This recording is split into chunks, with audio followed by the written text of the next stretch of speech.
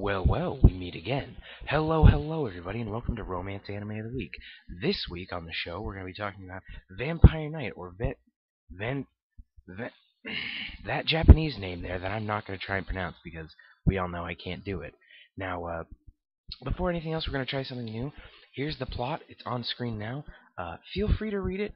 If not, just skip ahead in the video like 20 seconds, but I'm not going to read it for you. I'm going to let you read it in your own voice.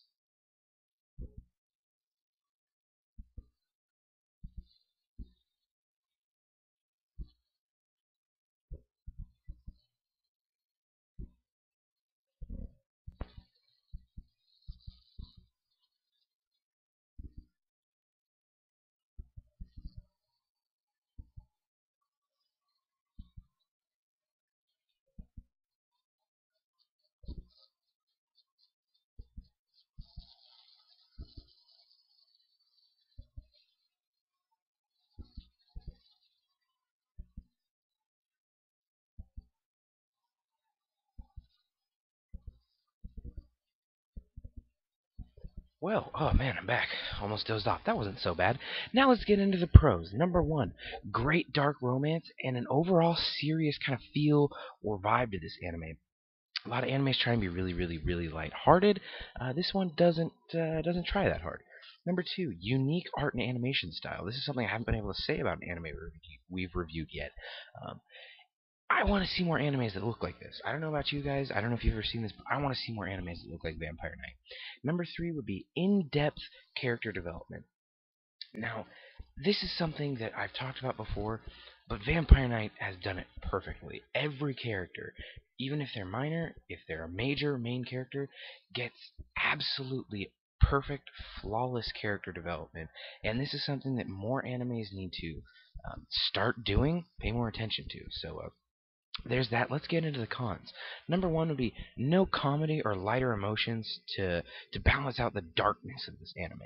And while, of course, there is obviously some like little jokes here and there, there's really no comedic relief, so it's got a very heavy, dark overall feel. Number two, slow paced overall, and it also takes a while for anything really to get going. This is pretty self explanatory, and it can turn a lot of people off an anime. Number three, random attempts at action just fail miserably. It is vampires, and there's kind of a vampire hunter theme and feel, but it's pretty bad. It doesn't really do anything. And number four would be no boobs, and to be honest, not anything sexual at all. Really, this is categorized as a romance anime, and it's very weird romance. I would say there's not a lot of physical attraction going on, I suppose. And that's something I don't really see from a romance anime. I've never heard about in a romance novel or anything. Is a romance without any kind of physical romance is very uncommon and kind of weird, to be honest. It's almost an awkward overall feel, and this really killed the overall vibe and mood of this anime for me. Um, but let's get right into the rundown. For a few episodes, I really enjoyed Vampire Knight.